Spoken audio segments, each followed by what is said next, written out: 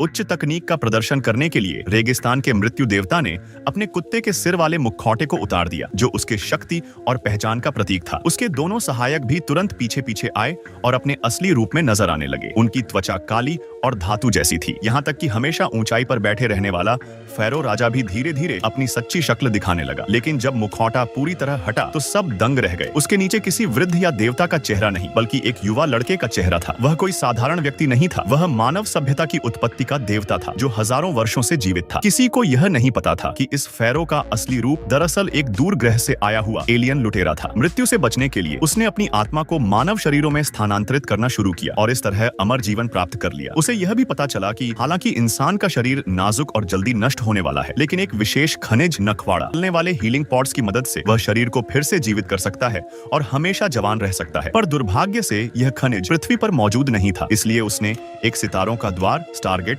बनाया और प्राचीन मिस्र के दासों को दूर के ग्रह अबीडोस शुरू किया, जहां वे उसकी सेवा करते थे। वह खुद को सूर्य देव रासे कहता था और निर्दयता से उन लोगों पर राज करता था। आखिरकार उन दासों ने विद्रोह किया, उन्होंने स्टारगेट को गिरा दिया और उसे गहराई में दफना दिया, ताकि वह दुष्ट सूर्य देव दोबारा पृथ्वी पर न लौट सके। यही वह पल था जिसने मानवता को स्वतंत्रता और विकास का अवसर दिया। समय बीतता गया। 1928 में पुरातत्वविदों ने मिस्र के पिरामिडों के पास एक रहस्यमयी पत्थर की डिस्क खोजी, जिस पर अजीब अजीब मिस्री प्रतीक खुदे हुए थे। उसके नीचे दबा हुआ था एक विशाल धातु का गोल चक्र, जो किसी अज्ञात तकनीक से बना था। यह वही स्टारगेट था। उनके पास एक कुत्ते के सिर वाले जीव का जीवाश्म और एक सोने का लॉकेट भी मिला। दोनों अलग अलग युगों की चीजें थीं, पर एक ही जगह दबी हुई थीं, जिससे सब हैरान रह गए। दशकों बाद वह लड़की जिसने बचपन में वह लॉकेट पाया था, अब एक बूढ़ी औरत बन चुकी थी। वह अब अमेरिकी सेना के साथ इस रहस्य पर शोध कर रही थी। कई वैज्ञानिक वर्षों से यह समझने की कोशिश कर रहे थे कि उस धातु के चक्र का असली उपयोग क्या है, पर किसी को सफलता नहीं मिली। तभी एक युवा इतिहासकार डेनियल जैक्सन आया। वह मिस्र की सभ्यता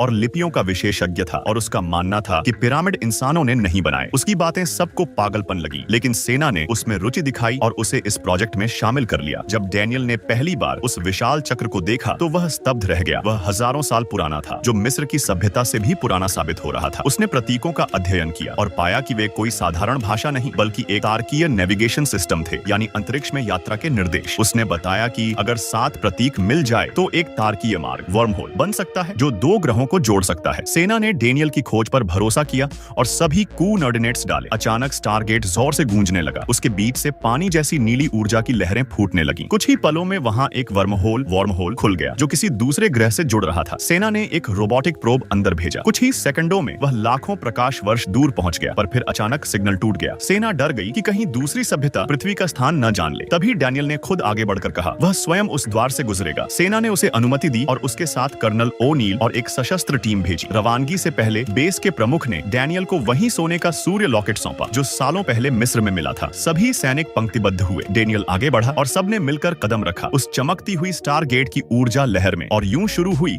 एक अज्ञात ग्रह की ओर यात्रा। वह आंखें बंद करता है और स्टारगेट में प्रवेश करता है। एक पल में उसका शरीर टुकड़ों में बिखर जाता है, अणुओं में बदलकर अरबों मील दूर एक दूसरे ग्रह पर जाकर फिर से बन जाता है। जैक्स, चलो वक्त हो गया, कर्नल कहता है। टीम जब होश में आती है तो खुद को एक अंधेरे रहस्यमय मंदिर में पाती है। चारों ओर एक अजीब सी प्राचीन खुशबू फैली होती है, जिससे रोंगटे खड़े हो जाते हैं। मंदिर खाली पड़ा है, लगता है जैसे सदियों से कोई यहाँ नहीं आया। मंदिर के बाहर निकलते ही उन्हें एक अनंत रेगिस्तान दिखाई देता है। कर्नल और डेनियल आसपास का निरीक्षण करते हैं। तभी उनकी नजर एक भव्य पिरामिड पर पड़ती है। अगर आसमान में 3 चांद न लटके होते तो शायद वे सोचते कि ये जगह धरती ही है। कर्नल कुछ सैंपल लेकर वापस जाने की सोचता है, लेकिन डेनियल बताता है कि बिना उस गोल पत्थर के वे 7 कोऑर्डिनेट्स नहीं पा सकते, जो उन्हें पृथ्वी लौटने में मदद करेगा। मजबूरी में कर्नल वहीं कैंप लगाता है और मंदिर में वापस जाकर चुपके से एक न्यूक्लियर बम लगा देता है, सुरक्षा के लिए। इस बीच डैनियल पास की पहाड़ी पर कुछ विशालकाय पदचिह्न देखता है और उनका पीछा करते हुए एक एलियन बैल तक पहुंचता है, जो रस्सियों में बंधा है, जैसे किसी ने उसे पालतू बनाया हो। जैसे ही वह बाकी साथियों को बुलाने वाला होता है, बैल डरकर भाग जाता है। रस्सी डैनियल के पैर में उलझ जाती है और वो घसीटता हुआ दूर निकल जाता है। कर्नल और बाकी सैनिक उसे बचाने की कोशिश करते हैं, मगर वे बहुत पीछे रह जाते हैं। सौभाग्य से रेगिस्तान की रेत मुलायम होती है और डेनियल बच जाता है। उसी वक्त दूर से सींग की गूंजती आवाज आती है। कर्नल ऊपर देखता है, सैकड़ों एलियन मजदूर एक खान में काम कर रहे हैं और चौंकाने वाली बात ये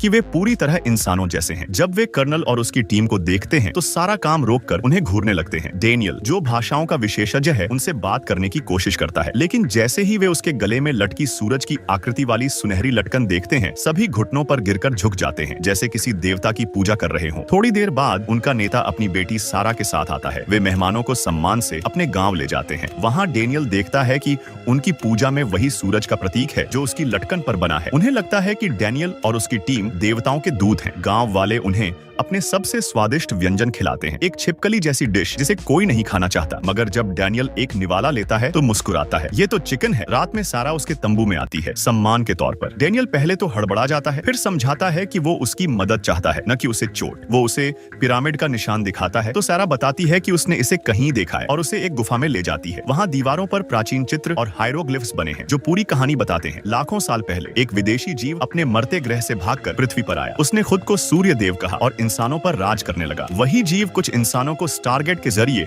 इस ग्रह अबाइडस पर लाया ताकि वे उसकी ऊर्जा के लिए खनिज निकालें। लेकिन जब धरती के इंसानों ने विद्रोह किया और स्टारगेट तोड़ दिया तो सूर्य देव ने अबाइडस पर के लोगों को लिखना सिखाना मना कर दिया ताकि वे कभी सच्चाई न जान सकें। अंत में उन्हें एक पुराना पत्थर का पत्थर मिलता है जिस पर पृथ्वी लौटने के साथ संकेत खुदे हैं, मगर 7वां निशान मिट चुका है। अब वे शायद कभी वापस नहीं जा पाएंगे। उसी रात एक त्रिकोणीय जहाज चुपचाप पिरामिड के ऊपर उतरता है। कैंप में मौजूद सैनिक कुछ समझ पाते उससे पहले ही रहस्यमयी ताकत उन पर हमला करती है और इस तरह आने वाली महायुद्ध की शुरुआत होती है। जब कर्नल जॉन और उसकी टीम मंदिर लौटती है तो अंदर का नजारा पूरी तरह बर्बाद मिलता है। चारों तरफ तबाही के निशान। वो तुरंत समझ जाता है कि यहाँ कोई भीषण लड़ाई हुई है। वो भागकर स्टैगर्ड के पास पहुंचता है, लेकिन वहाँ वो न्यूक्लियर बम गायब पाता है जो उसने पहले ही सुरक्षा के लिए लगाया था। अचानक ऊपर की छत खुलती है और एक गोल्ड ट्रांसपोर्ट रिंग नीचे गिरती है। तेज रोशनी के बीच कुछ पक्षी नकाब पहने एलियन योद्धा नीचे आते हैं और आदेश देते हैं, हथियार नीचे डाल दो। जॉन स्थिति समझने की कोशिश करता है और डैनियल को इशारा करता है कि वो शांत रहे। दोनों को पकड़कर ऊपर उड़ती हुई स्पेसशिप में ले जाया जाता है जहां सूर्यदेव रा पहले से इंतजार कर रहा होता है। उसके चारों ओर अनगिनत बच्चे और अनुचर हैं और सिंहासन पर बैठा रा किसी जीवित देवता की तरह लगता है। रा के सैनिक जॉन और डैनियल को जमीन पर घुटनों के बल झुकाते हैं। वो देखता है कि बच्चों का एक समूह उसी न्यूक्लियर बम को उठाकर लाता है। तभी डैनियल समझ जाता है कि जॉन का गुप्त मिशन यही था, अगर हालात बिगड़े तो बम फोड़कर स्टैगर्ड नष्ट कर देना ताकि खतरा पृथ्वी तक न पहुंचे। रा सब समझ चुका था, लेकिन वो जो हजारों सालों से जिंदा देवता है, इन दोनों इंसानों को कोई खतरा नहीं मानता। वो अपना एलियन चेहरा हटाता है और असल में एक इंसान जैसा ही दिखता है। ये देखकर जॉन का डर मिट जाता है। वो गार्ड का भाला छीनकर हमला कर देता है, मगर इससे पहले कि डैनियल स्थिति संभाले एक गार्ड उसे मार गिराता है। जॉन रा पर भाला तान देता है, लेकिन सामने मासूम बच्चे ढाल बनकर खड़े हो जाते हैं। वो कुछ नहीं कर पाता और गार्ड उसे भी पकड़ लेते हैं। रा उसे मारता नहीं बल्कि कैद में डाल देता है। वहीं डैनियल, जिसकी मौत हो चुकी थी, अपने गले की सूरज लटकन की वजह से जिंदा बच जाता है। जब वो होश में आता है उसका घाव पूरी तरह भर चुका होता है। वो समझता है कि जिस एलियन कफन में वो लेटा था उसमें शरीर को पुनर्जीवित करने की शक्ति है। आरा उससे कहता है, मैंने तुम्हें इसलिए जिंदा रखा है क्योंकि लोग तुम्हें देवदूत मानते हैं। अब तुम्हें मेरे आदेश पर अपने साथियों को सबके सामने मारना होगा ताकि सबको पता चले कि मैं ही यहाँ का असली भगवान हूँ। डैनियल मना करता है, लेकिन रा उसे धमकाता है, मैंने ही इंसान बनाए थे और अब तुम मुझे चुनौती दे रहे हो। पृथ्वी की सुरक्षा दांव पर होती है, इसलिए डैनियल मजबूरी में हामी भरता है। पर